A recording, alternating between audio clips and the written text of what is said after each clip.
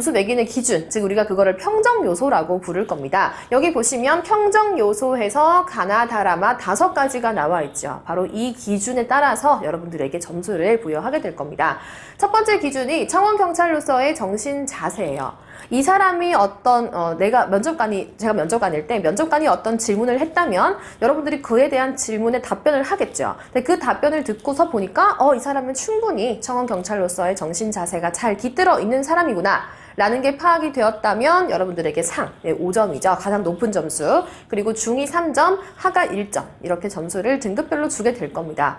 자, 두 번째 채점 기준은 전문 지식과 그 응용력이에요. 여러분들이 어떤 직무를 수행하기 위해 필요한 전문적인 지식들, 여러 가지 개념들, 이론들 이런 걸 잘 알고 있는지를 물어보고 잘 알고 있구나 라고 생각이 된다면 역시 높은 점수, 상을 받게 되겠죠. 자, 이런 식으로 5가지의 평정, 채점 기준이 아주 명확하게 나와 있기 때문에 여러분들은 어떤 걸 어필하셔야겠습니까? 내가 바로 이 5가지의 기준에 아주 알맞는, 아주 부합하는 사람입니다 라는 것을 면접에 가셔서 마음껏 뽐내시면 되겠죠.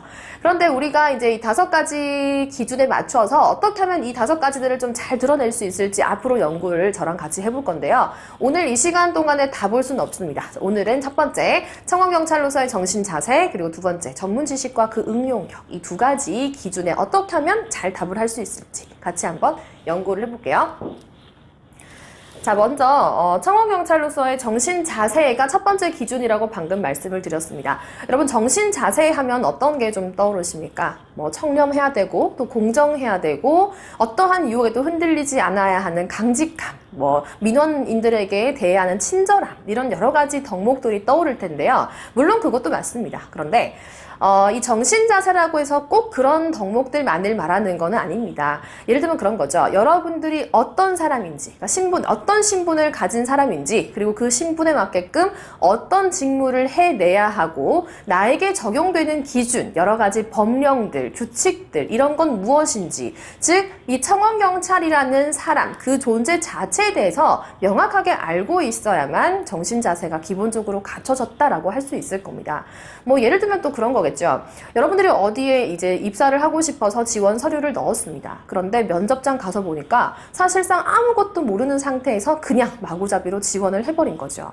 그럼 면접관이 봤을 때 그 지원자가 과연 매력 있게 보일까요? 절대 그렇지 않을 겁니다. 그러니까 청렴이나 어떤 공정, 친절 이런 걸 따지기 전에 내가 해야 될 일이 무엇이고, 우리가 그걸 직무라고 하죠. 내가 어떤 직무를 수행해야 하며 그 직무를 수행하기 위해 어떠한 능력들이 필요한지를 알아야 하고, 나는 어떠한 신분을 가지는 사람이며 나에게 적용되는 여러 가지 법, 규칙들 이런 게 어떤 게 있는지, 즉 그 존재 자체에 대해서 잘 알아야 기본적으로 일을 할 정신 자세를 갖춘 사람이구나, 이런 판단을 면접관이 할 수가 있을 겁니다. 그러니까 여러분들이 먼저 알아두셔야 될 게 바로 청원경찰과 관련된 여러 가지 법령들이겠죠.